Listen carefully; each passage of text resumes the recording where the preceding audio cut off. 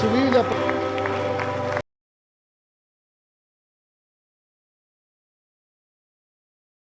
por favor, si tiene su Biblia, yo sé que los muchachos la van a proyectar aquí.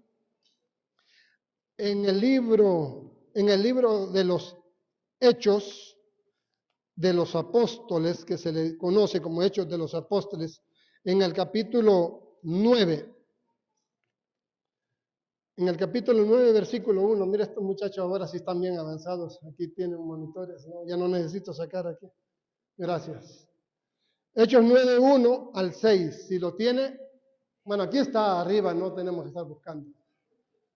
Dice, Saulo, respirando aún amenazas y muerte contra los discípulos del Señor, vino al sumo sacerdote y le pidió cartas para las sinagogas de Damasco, a fin de que si hallase algunos hombres o mujeres de este camino, los trajese presos a Jerusalén. Versículo 2.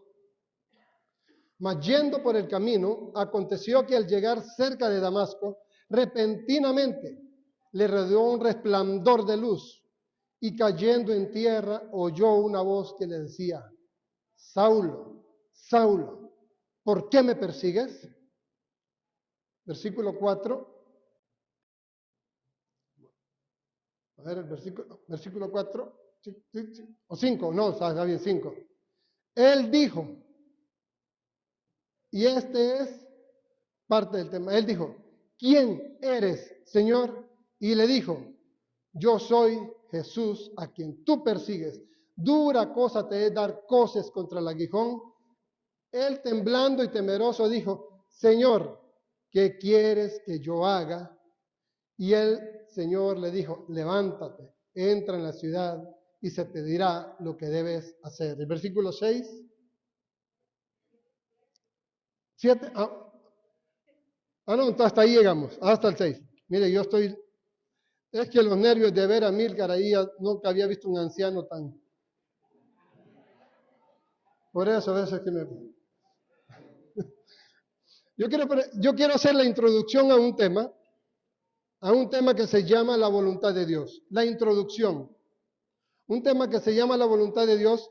Yo escribí el año pasado 36 mensajes sobre este pasaje, 36 mensajes, de diferentes puntos de vista.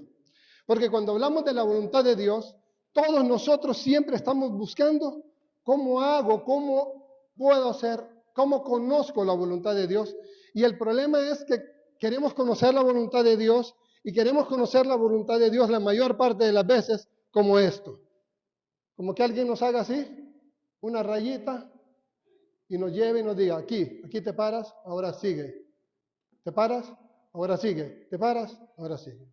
Así queremos conocer la voluntad de Dios como nos hace el GPS o GPS en español, que nos dice, gire a la derecha, gire a la izquierda, en 100 metros adelante, haga un alto y siga de frente.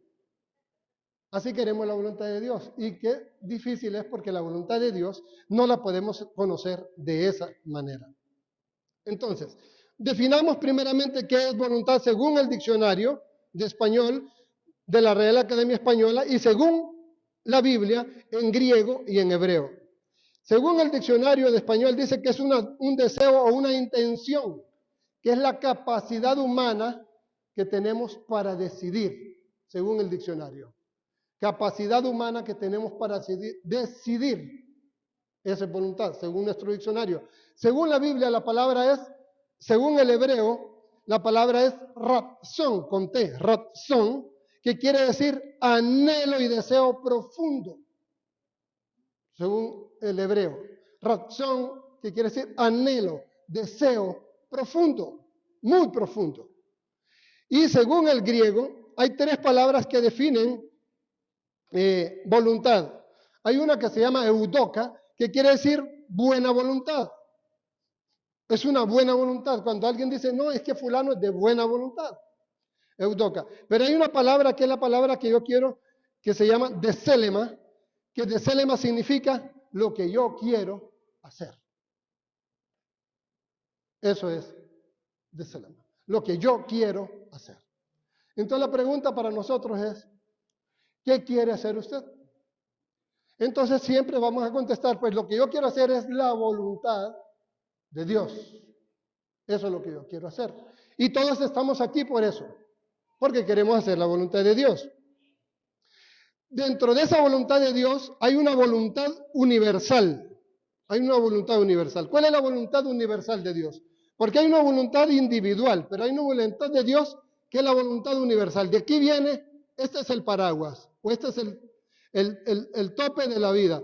Esta es la voluntad de Dios. Y lo conocemos todos. Juan 3:16.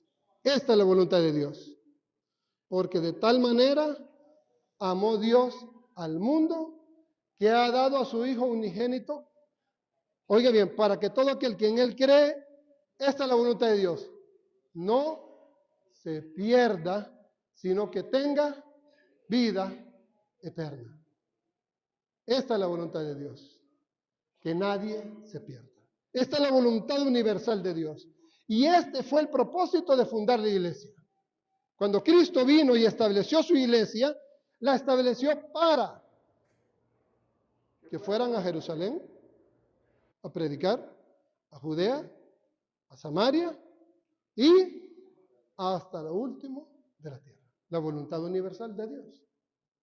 De ahí se van a derivar y luego, ahí lo tenemos arriba, y luego en Pedro, el apóstol Pedro dice en su segunda carta, capítulo 3, versículo 9, dice el apóstol Pedro, el Señor no retarda su promesa, según algunos la tienen por tardanza, sino que es paciente para con todos, no queriendo que nadie perezca. Eso es lo que no quiere Dios, que ninguno perezca. Esta es la voluntad universal de Dios. Ahora bien, cuando conocemos la voluntad universal de Dios, entonces deberíamos de empezar a preguntarnos cuál será la voluntad de Dios para mi vida. Y entonces yo tengo aquí las preguntas. ¿Cuál será la voluntad de Dios? Lo primero que en esta vida somos, antes que nada, permítame hacer esto, lo primero que en esta vida somos, al nacer, al venir a este mundo, ¿qué es lo primero que somos? Hijos. ¿Cuántos nacieron sin ser hijos?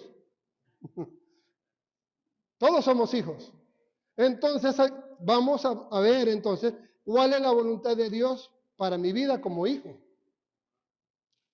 La segunda cosa que nos convertimos después de nacer, si no somos los primeros, si somos el segundo, nos convertimos en hermanos. Nos convertimos en tíos, en sobrinos, en nietos, en vecinos, en amigos, compañeros de la escuela, compañeros del trabajo, compañeros de la universidad. ¿Cuál es la voluntad para cada uno de nosotros en esta área? Y nos convertimos en esposos y en esposas, las hermanas. ¿Cuál es la voluntad de Dios para nosotros en esta dimensión? ¿Cuál es la voluntad de Dios para nosotros como empleados? ¿Cuál es la voluntad de Dios para nosotros como cristianos? ¿Cuál es la voluntad de Dios para nosotros como ciudadanos? A mí, me suena extraño porque casi nunca allá no sucede mucho y se me olvida las cosas a veces a propósito. Cuando fuimos a comprar unas cosas y me preguntan, ¿con RTN, sin RTN? Antes decían, ¿con impuesto o sin impuesto? ¿Se acuerda? ¿Con impuesto o sin impuesto? ¿Cuál será la voluntad de Dios, cree usted? ¿Con impuesto o sin impuesto? Pero es que sin impuesto me ahorro un 12%, no sé cuánto está ahora, 15 está ahora, mira. Entonces, sin impuesto me ahorro un 15%. ¿Cuál es la voluntad de Dios como ciudadanos? La voluntad de Dios. Veamos entonces, ¿cómo descubro la voluntad de Dios para mi vida? Esa es la pregunta. Si regresamos a Hechos 9, capítulo 9, versículos 5 y 6, vamos a encontrar cómo descubro la voluntad de Dios para mi vida. Miren lo que le dice. Él dijo, este es Saulo, ¿quién eres, Señor? Sobre esta pregunta, yo hice 8 temas. ¿Quién eres, Señor? ¿Quién es Jesús para su vida? ¿Quién es Jesús para su vida? Una de las preguntas es, en los evangelios hay varias cosas, varias formas que la gente confundió a Jesús. ¿Sabe que la gente confundió a Jesús? Los mismos apóstoles lo confundieron con un fantasma.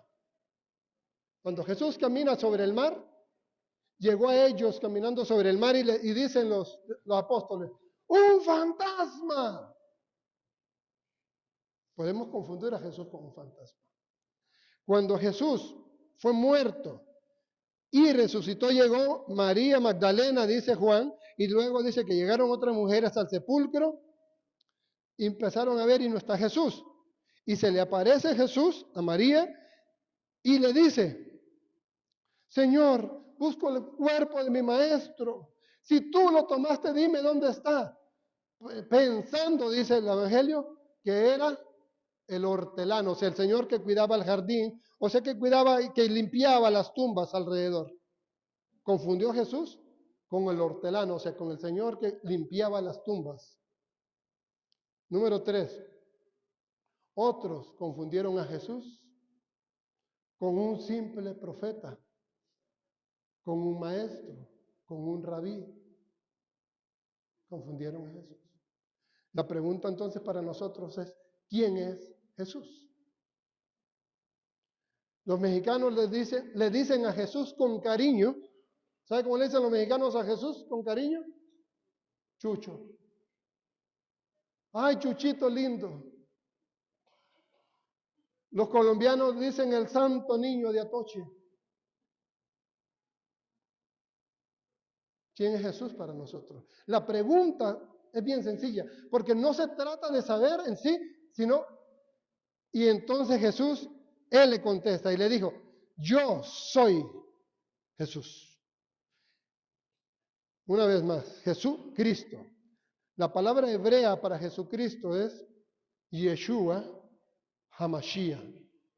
Yeshua es salvación o salvador. HaMashiach, el Mesías. Yo soy el Mesías ungido o el Salvador ungido. Los griegos dicen Jesús Christus, dicen los griegos. Jesús, que significa lo mismo. Jesús, salvación. Cristos, ungido. ¿Quién es Jesús para nosotros? Porque toda la vida depende de quién sea. Dice que es un ideal, preguntan. Un ideal es algo por lo que se vive y aún se muere. Las personas con un ideal viven para ese ideal, todo su objetivo es cumplir con ese ideal que tienen, con ese anhelo, con ese propósito, con esa meta, y no se apartan ni a derecha ni a izquierda. Entonces, ¿quién es Jesús para nosotros? En esta pregunta es cuando nosotros tenemos, y él le contesta, yo soy Jesús, a quien tú persigues. Y luego el 6, en el 6 está nuestro tema. En el 6 está nuestro tema. Él temblando y temeroso dijo, Señor, ¿qué quieres que yo haga? La pregunta es entonces, yo no quiero hacer esa pregunta a Dios. ¿Qué quieres que yo haga? ¿Qué quiere Dios? ¿Qué le preguntaría a usted? ¿Se atrevería a hacer esa pregunta en esta mañana? ¿Qué quieres que yo haga? Esta es una pregunta difícil de hacer. Esto no es tan fácil de como levantarse en la mañana, me baño, no me baño. Bueno, total, hoy no es domingo, hoy no es sábado, hoy no me toca baño. Es una pregunta difícil, bien profunda. Porque decirle a Dios, ¿qué quieres que yo haga? Es estar dispuestos a decirle sí a lo que Él dice. ¿Por qué no nos hemos divorciado los que tenemos? Sonia dice que vamos a cumplir, si Dios lo permite, en marzo 33 años. 33. Y dice Sonia que han sido 3 minutos para ella. Bajo el agua y con una piedra en el techo.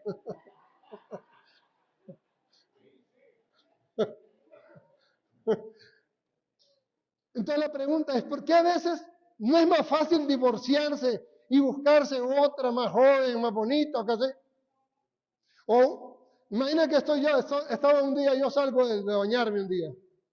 Y salgo en una calzoneta con mis piernitas, mire mis piernitas. Y en eso está viendo ahí, estaba mi suegra ese día de visita, y estaban viendo y sale William Levy de una piscina. Y yo sentí la mirada que él hizo así, miró el tele y me miró a mí y dijo, Dios mío, ¿qué hago yo, Dios mío? Pero no es, ¿por qué estamos casados? Porque queremos hacer la voluntad de Dios. Si divorciarse no cuesta nada. Bueno, sí cuesta porque nos pueden quitar la mitad de lo poco que tengamos o mucho. Pero, ¿por qué estamos casados? Porque en Cristo, porque queremos hacer la voluntad de Dios. Si lo más sencillo es divorciarse. Si divorciarse es de cobardes. Permanecer casados es de valientes. Si no, pregúntele a Mari. Permanecer casados es de valientes. Permanecer en Cristo es de valientes. El 6 de enero fuimos a los 50 años de un matrimonio amigo de nosotros, que estaban celebrando 50 años, que iban a la iglesia donde yo fui pastor por 8 años, donde conocimos a Eddie. Y ellos, pues después de que yo salí de la iglesia, se apartaron, y yo como no estaba pastoreando en una iglesia en específico, entonces tenían fiesta, tenían pachanga, como decimos nosotros allá. Y me puse a pensar, y veía a la gente que decía open bar, o sea, todo lo que la gente quería tomar era libre. Todas las bebidas alcohólicas que quería eran libres. Y miraba yo a mujeres, hasta nos reíamos, señoras bien mayores de edad, que iban y se acercaban al bar y iban con su copa. Y al ratito volvían. Y digo yo, ¿por qué no tomamos? ¿Porque es pecado solamente? No, porque ser cristiano es de valientes. Es de valientes. Es más fácil hacer lo que todo el mundo hace. Por eso la pregunta es, ¿qué quieres que yo haga? ¿Qué quieres que yo haga? Y aquí está la respuesta. En base a la pregunta, esta es la respuesta. La primera parte que el Señor Jesús le dijo, dice allí, el Señor le dijo, ¿qué le dijo? Levántate. ¿Qué es levantarse? Buscando en el diccionario, pues levantarse, acción y efecto, levantarse. Si alguien está sentado, se levanta. Si alguien está caído, pues se levanta. Pero más que allá de levantarse, el Señor le dice, levántate. A propósito, un pequeño paréntesis. Porque algunos predicadores y hasta canciones dicen que Saulo se cayó del caballo. No sé, en la Biblia no está. No sé si usted lo encuentra. Búsquelo a ver si está ahí que se cayó del caballo. Y dice, y Saulo se cayó del caballo. ¿De cuál caballo? La Biblia no lo dice. Entonces se asume que Saulo tenía influencia, pero también pudo ir en un carruaje. Porque si tenía tanta influencia, en vez de ir en un caballo, podía ir en un carruaje. Pero entonces le dice, levántate, porque está en el piso, levántate. Y la orden de Dios para nosotros es, levántate. ¿Pero de qué nos vamos a levantar? ¿De qué nos vamos a levantar? Nosotros a veces preguntamos y pensamos y decimos, mi mamá tiene una expresión y aquí está mi mamá, 92 años y contando. Pero ella siempre tiene una expresión, es que yo soy torcida, hijo. Yo soy más torcida que la cola de un cerdo. Es que yo tengo una sal en mi vida, hay gente que dice, ¿de qué nos vamos a levantar? De nuestro pensamiento. Tenemos que levantarnos primero de la forma de pensar. Tenemos que levantarnos del lugar donde estamos. ¿En qué lugar estamos? No físicamente, no económicamente. No estoy hablando de lo material, ¿En qué lugar estamos? ¿Sabe que usted y yo no prosperamos por tener dinero? Prosperamos porque nuestra mente se extiende, se expande. ¿Qué es prosperidad? Si usted me pregunta si yo tengo $20,000, si yo, Víctor, tengo $20,000 ahorrados en el banco, mi respuesta es bien sencilla. No, no tengo $20,000 en el banco. Ni siquiera 15,000. ¿Sabe qué es lo que sucede? Yo no quiero guardar dinero para tener. Yo trato de ser lo más generoso posible. Yo voy a un lugar, yo trato de bendecir a la gente, yo trato de darle al necesitado. Allá en Estados Unidos, aquí, bendecimos al que podemos bendecir, con lo poco que nos da Dios, con eso bendecimos, porque no necesitamos tener mucho para bendecir. Hay una expresión que decía mi mamá cuando yo era niño, que no da el que tiene, sino el que quiere. Si yo tengo un banano, un mínimo, un guineo, y yo quiero compartir con alguien, ¿sabe qué hago? Lo parto por la mitad y le doy la mitad al otro y me como la otra mitad yo. Si yo quiero compartir, pero si no quiero compartir puedo tener 12, 15, 20, 100, porque no es de cuánto tiene, es de que si usted quiere compartir. Y si usted y yo bendecimos, yo hice un mensaje que se llama, parte de esta serie, si tú supieras. Mire, le puse a los 30 temas, les puse a los 30 mensajes les puse temas de canciones. Escribí uno que se llama Se me olvidó otra vez. Escribí uno que se llama Si tú supieras. Pero escribí uno que tocó mi corazón, que se llama A Dios le pido. Y no de Juanes. ¿Y sabe qué le pido a Dios? De verdad, yo me puse a pensar en diciembre. ¿Sabe qué le decía yo a Dios? ¿Cómo me gustaría, Dios, que todos los meses fuera Navidad? ¿Cómo me gustaría que todos los meses fuera el Día de la Madre? ¿Cómo me gustaría que todos los meses, allá en Estados Unidos celebran en noviembre algo que le dicen Día de Acción de Gracias, donde la gente donde para el estadounidense es más importante la acción de gracias que la Navidad. Y entonces digo, ¿cómo me gustaría, Dios, que todos los meses fuera Día de Acción de Gracias? ¿Por qué me gustaría? A Dios le pido que fuera acción de gracias. ¿Sabe por qué? Porque en acción de gracias todo el mundo le regala un pavo a usted. En acción de gracias todo el mundo le regala algo. En Navidad todo el mundo, solo en Navidad la gente tiene hambre. Solo en Navidad la gente tiene frío. Solo en Navidad la gente necesita un ray. ¿Cree usted eso?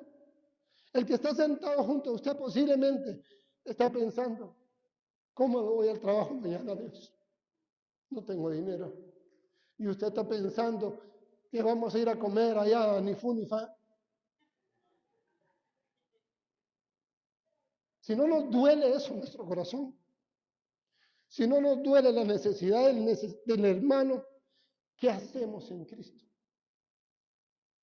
¿Qué hacemos en la iglesia? Por eso le digo, preguntarle a Dios, ¿qué quieres que yo haga? Es preguntarnos, es que usted se pregunte, estoy dispuesto, que si Dios me dice que haga algo, lo voy a hacer. Levántate. Levántate. ¿De dónde? Levántese de ser tacaño. Levántese de estar pensando, es que yo no puedo. Levántese de estar pensando, es que yo no tengo un título. Levántese, levántate, porque esa es la orden de Dios. Levántate. La primera pregunta, la primera orden. La segunda orden, la segunda cosa que Dios le dice. ¿Qué quieres que yo haga? Le dijo el Señor Jesús. Levántate. La segunda, entra en la ciudad. Mira qué cosa. Levántate, entra en la ciudad. ¿Quiere usted entrar de verdad en la voluntad de Dios? Porque esta es la segunda cosa. La primera es levántate. La segunda es, ¿de verdad usted quiere entrar en la voluntad de Dios? Pregúntese como hijo, ¿qué ha hecho hasta hoy? Como hijo, solo como hijo. Cuando la mamá le dice, hija, no te cases con ese hombre. Hija, no te cases con ese hombre. Hijo, no te cases con esa mujer. Hijo. Yo recuerdo cuando el pastor Rolando le dijo a Sonia, Sonia, no te cases con Víctor, te va a hacer sufrir. Pero cuando me miró dijo, mía, ese.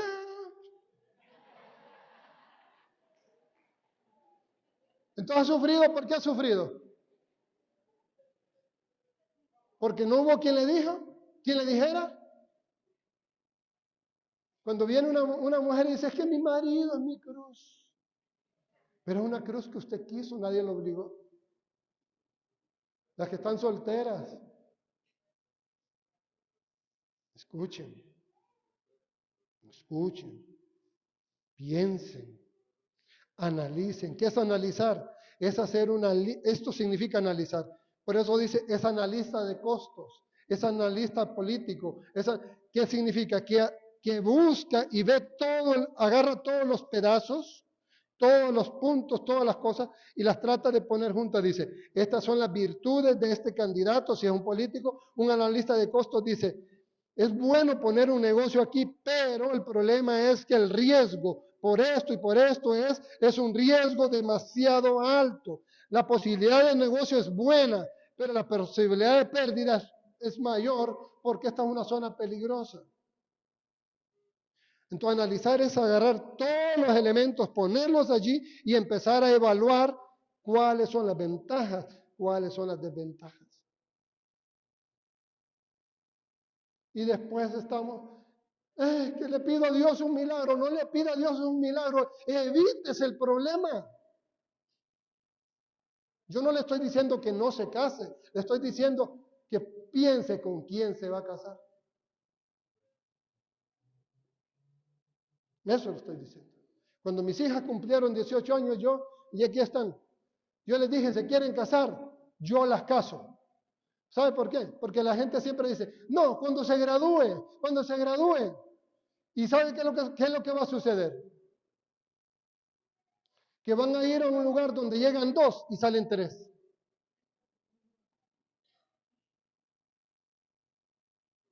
¿Quiere que sus hijos estén en fornicación? No le estoy diciendo que la casarse, pero entonces que se casen con convicción y con propósito y que sepan y que digan, yo me voy a casar, pero yo voy a seguir estudiando, yo tengo planeado graduarme, yo tengo planeado esto, tengo planeado lo otro. A eso me refiero, pero que se casen bien. Elizabeth, que fue la primera que se casó, dijo, papi, yo me voy a casar cuando me gradúe de la licenciatura. Perfecto. Y se casaron con quienes ellas quisieron, no con quien yo quería. Porque a Abby, que es mi hija mayor, yo la quería casar con un muchacho y ¿sabe cuál fue lo que me dijo?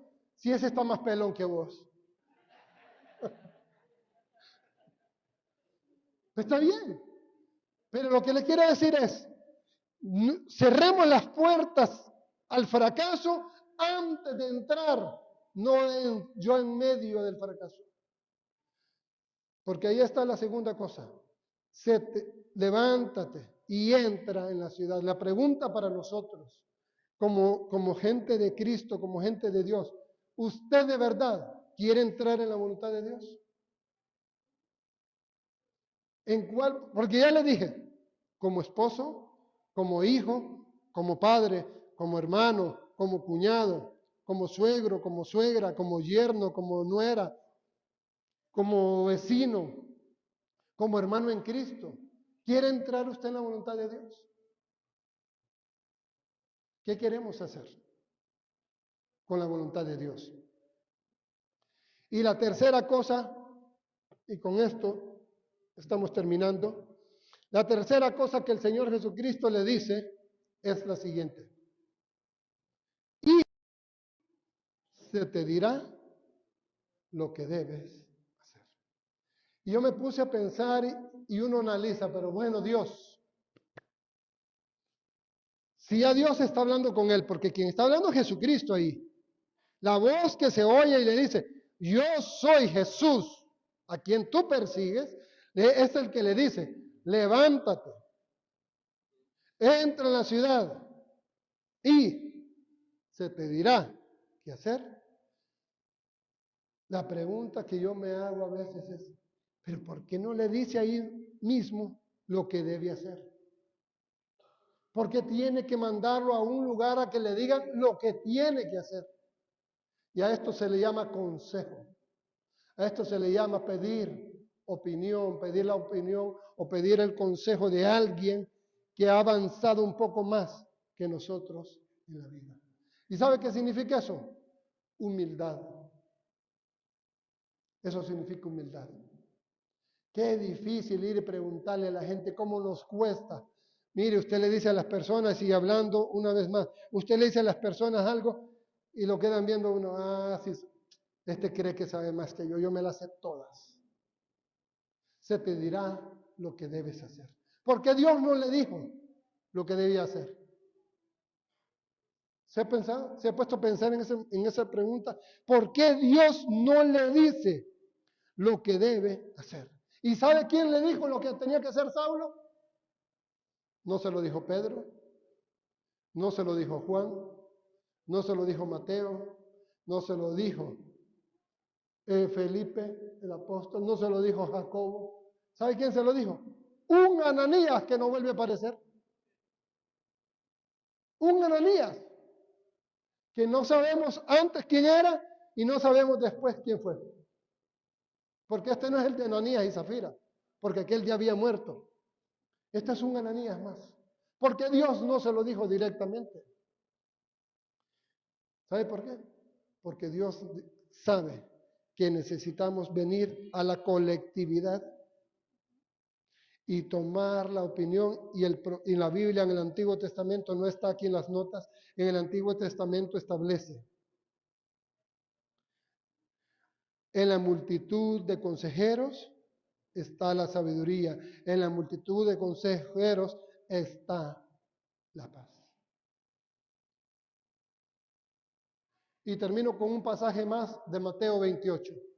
Con este, y perdonen porque yo de todas maneras me voy mañana y cualquier cosa le reclaman al Vino y a Milka, por favor. Mateo 21, 28.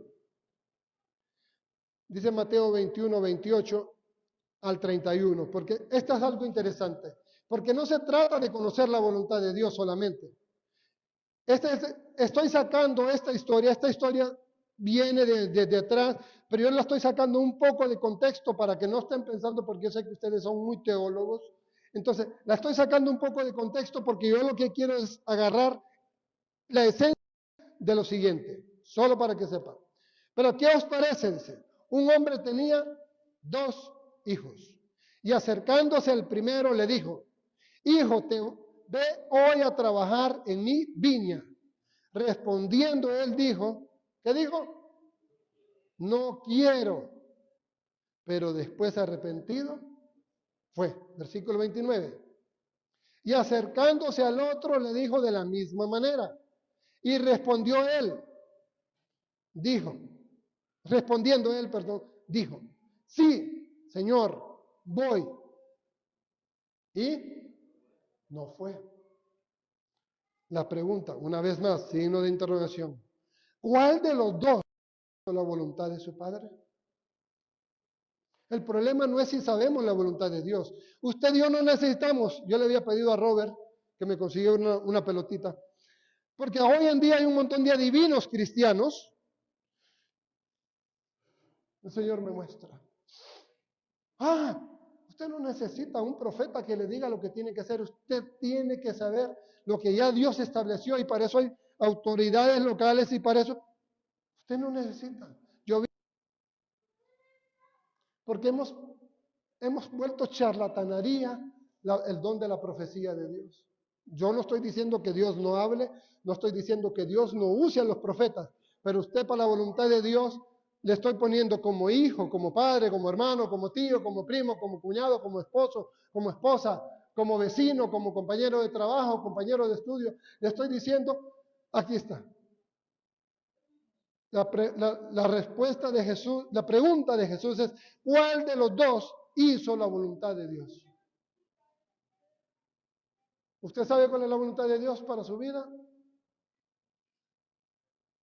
Se te dirá lo que tienes que hacer.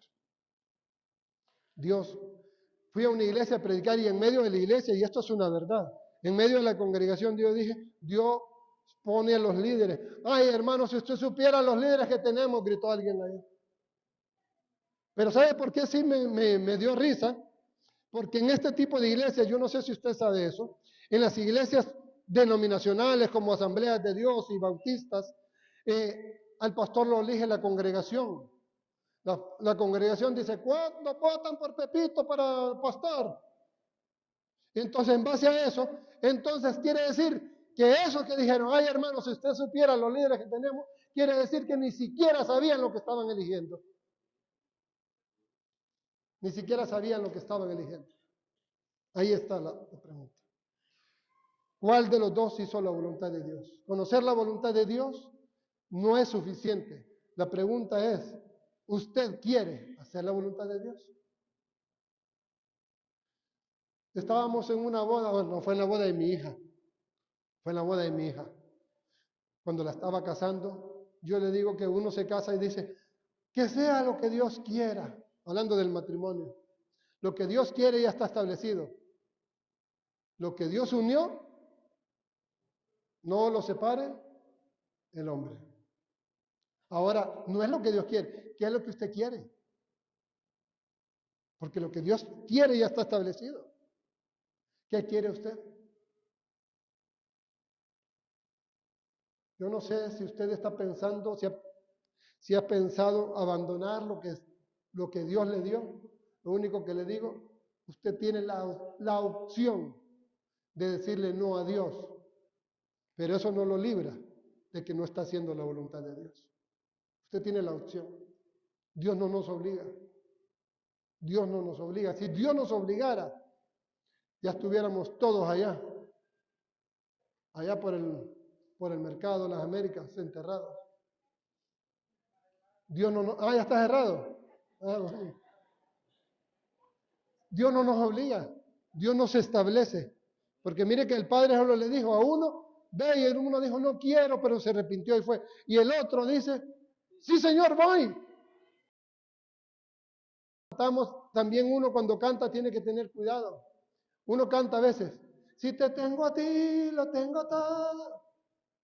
Y después estamos diciendo, ¿y por qué el hermano es bendecido y yo no? Y no es que tenemos a Cristo y lo tenemos todo. Tenemos que tener cuidado cuando cantamos. Gracias, Dios les bendiga. Póngase de pie, solo vamos a orar un momento, por favor. Gracias, Señor Jesús. Gracias por la vida. Te necesitamos tanto a ti, oh Dios. Te necesito, yo te necesito desesperadamente. Yo te necesito, Dios, porque no tengo dónde más ir, a quién más acudir. Mi alma, Dios, te anhela, te necesita. Necesito tu dirección, necesito tu misericordia todos los días. Dios, yo conozco tu voluntad. Yo ya sé tu voluntad. Solo quiero que me ayudes a hacer tu voluntad. Que me dirijas y que pongas personas a mi alrededor que me ayuden a ir en pos de tu voluntad y no que me alejen de tu voluntad. Padre, gracias en el nombre de nuestro Señor y Salvador Jesucristo. Bendice a cada hermano aquí en este lugar. Padre, si hay un hermano enfermo, Padre, pon tu mano de sanidad.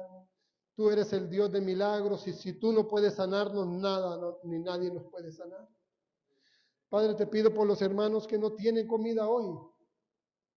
Usa una familia, un hermano más y bendícelo a través de él.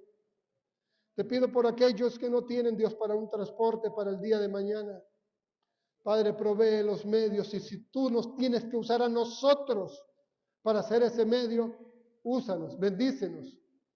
En el nombre de Cristo Jesús, bendecimos a tu congregación, a Puerta al Cielo, y rogamos tu misericordia, tu gracia y tu favor. En el nombre santo y poderoso de nuestro Señor y Salvador Jesucristo. Amén y amén.